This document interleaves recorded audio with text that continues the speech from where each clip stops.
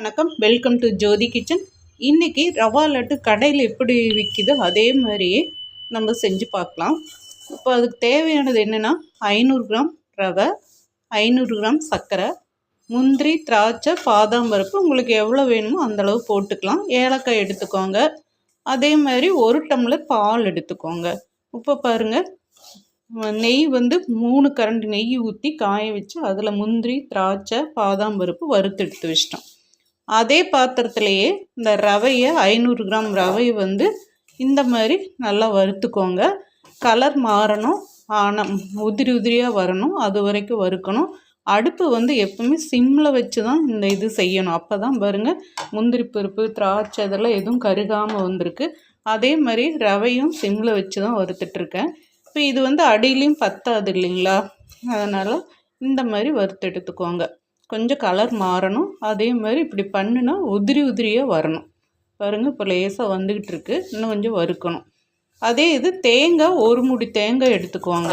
1/2 kilo ரவைக்கு 1 மூடி தேங்காய் எடுத்து அது மிக்சி ஜாரில் பல்ஸில் போட்டு பொடி பண்ணி வச்சுக்கோங்க. பாருங்கள், இது நல்லா வறுபடட்டும். பாருங்கள், மிக்சி ஜாரில் இந்த மாதிரி பொடி பண்ணிக்கோங்க. ரொம்ப பெருசாக இருக்கக்கூடாது. இந்த மாதிரி பொடியை உதிரியாக பண்ணி வச்சுக்கோங்க. உப்பை ரவை இன்னும் வறுக்கணும், வறுபடட்டும். உதிரியாக வறுத்தாச்சு. உப்பு கிளையிருங்க, இல்லைன்னா அடியில் பிடிக்கும். அதனால தான் அடுப்பு மீடியமாக வைக்கணும். மீடியமாக இல்லை, ரொம்ப ஸ்லோவாகவே வச்சுக்கோங்க. ஸ்லிம்மில் வச்சா தான் அடியில் கருகாமல் இருக்கும். ரவை உதிரியாக வறுத்து எடுத்துட்டோம். உப்பு இந்த தேங்காயை வறுத்தெடுத்துக்கலாம். தண்ணி வர மாதிரி இருக்கும்.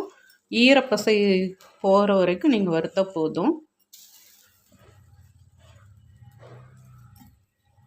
போகணும், கலர் கொஞ்சம் மாறும். பாருங்கள், மீடியம் ஃப்ளேமில் வச்சு தேங்காயை வறுத்தாச்சு. ஈரம் இல்லாமல் இருக்கணும். அப்போ தான் 10 நாள் இருந்தாலும் இந்த லட்டு கெடாமல் இருக்கும். கொஞ்சம் ஈரமாக போட்டிங்கன்னா சீக்கிரம் கெட்டு போயிடும்.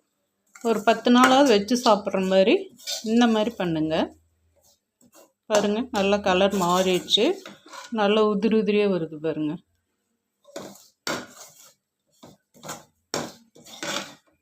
இதை எடுத்து இதிலேயே கொட்டிடலாம்.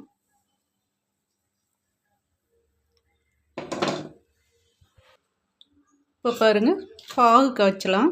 அதாவது 3/4 டம்ளர் சர்க்கரைக்கு கொஞ்சம் கம்மியாக தண்ணி ஊற்றிக்கோங்க. அரை இதுக்கும் மேலே கொஞ்சம் தண்ணி ஊற்றிக்கோங்க. தண்ணி காயிட்டும். இப்போ பாருங்கள், ஏலக்காய் ஒரு 1/4 ஸ்பூன் மேலே இது மேலே போட்டுக்கோங்க. போட்டு இப்போ எல்லாமே கலக்கி விடுங்க. அதுக்குள்ளே தண்ணி காயிட்டும்.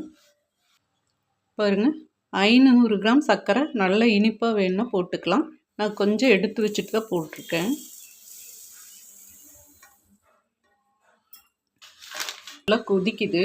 இப்போ இந்த சர்க்கரையில் இருக்கிற அழுக்கெல்லாம் நம்மளுக்கு போகணும் இல்லைங்களா, அதுக்கு 1 டம்ளர் பால் இதில் ஊற்றிக்கோங்க.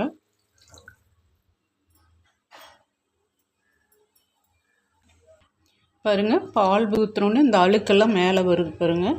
இதையெல்லாம் நம்ம அப்படியே எடுத்துடலாம். பாருங்கள், அழுக்கு இன்னும் வருது. பாருங்கள், இது கம்பி பதம் வரணுங்கிறது இல்லை, கொஞ்சம் பிசு பிசுப்பானாலே போதும். இப்போ நம்ம இதை எடுத்து இதில் ஊற்றிக்கலாம். அதாவது எல்லாமே ஊற்றாமல் கொஞ்சம் கொஞ்சமாக ஊற்றி கலக்கி கொடுங்க.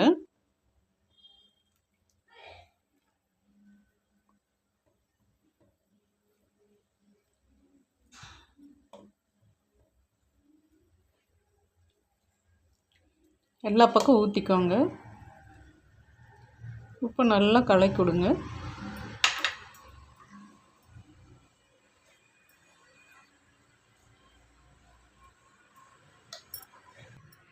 பாருங்கள், இந்த மாதிரி பக்குவத்தில் தான் நம்ம செஞ்சு வைக்கணும். இது கொஞ்சம் 2 மணி நேரம் நல்லா ஆறட்டும். மிதமான சூட்டில் நீங்கள் உருண்டை பிடிச்சி வச்சுக்கலாம். இப்படி எடுத்தால் தான் அது நல்லா இஞ்சி கொஞ்ச நேரத்தில் அது பூரா உறிஞ்சிரும். அப்புறம் நீங்கள் உருண்டை பிடிச்சிக்கலாம். ஆறின பின்னாடி, அதாவது ரொம்ப ஆறக்கூடாது, கொஞ்சம் சூடு இருக்கும்போது உருண்டை பிடிச்சிக்கோங்க. பாருங்கள், 10 நிமிஷத்துலேயே இந்த மாதிரி பக்குவத்துக்கு வந்துடுச்சு. நம்ம எவ்வளோ கொலன்னு ஊற்றிருந்தோம், அதுக்குள்ளே இந்த மாதிரி ஆயிடுச்சு. இன்னும் ஒரு 10 நிமிஷம் கழிச்சு பார்த்திங்கன்னா இன்னும் கொஞ்சம் இறுகிரும். கொஞ்சம் மிதமான சூட்டில் நீங்கள் உருண்டை பிடிச்சி எடுத்துக்கலாம். நீங்களும் இது மாதிரி செஞ்சு பாருங்கள். ஆறிடுச்சு, லைட்டாக தான் சூடு இருக்குது. இப்போ நம்ம இதே உருண்டை பிடிச்சிக்கலாம். அதுக்கு முதல்ல இதில் மேலே கொஞ்சம் நெய் ஊற்றிக்கோங்க. அப்போ கையில் ஒட்டாமல் வரும். 2 ஸ்பூன் ஊற்றிக்கோங்க.